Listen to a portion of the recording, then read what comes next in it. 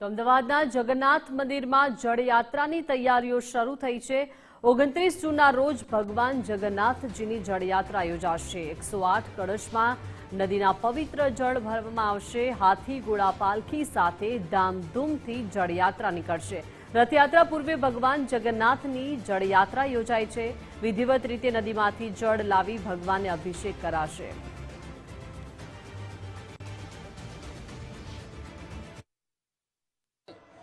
ઓગણત્રીસમી જૂનના દિવસે ભગવાન જગન્નાથજીના જળયાત્રા મહોત્સવ મનાવવામાં આવશે।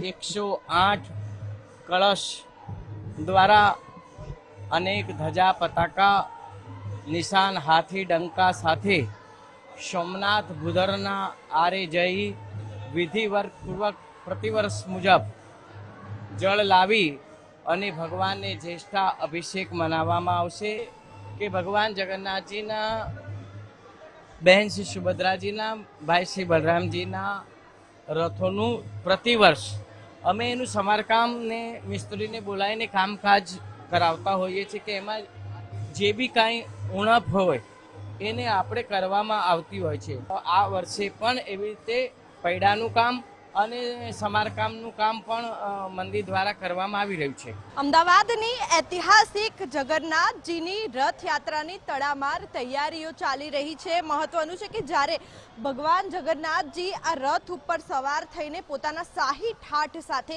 નગરચર્યાએ નીકળતા હોય છે તે પહેલાં જ તમામ જે તૈયારીઓ છે તે શરૂ કરી દેવામાં આવી છે। રથયાત્રા પહેલાં જ મંદિર પ્રશાસને મહત્વનો નિર્ણય લીધો છે। માત્ર 3 વર્ષ પહેલાં તૈયાર કરાયેલા ત્રણેય રથના આગળના જે બે પૈડા એટલે કે કુલ 6 પૈડા બદલવાની જે કામગીરી છે તે શરૂ કરવામાં આવી છે।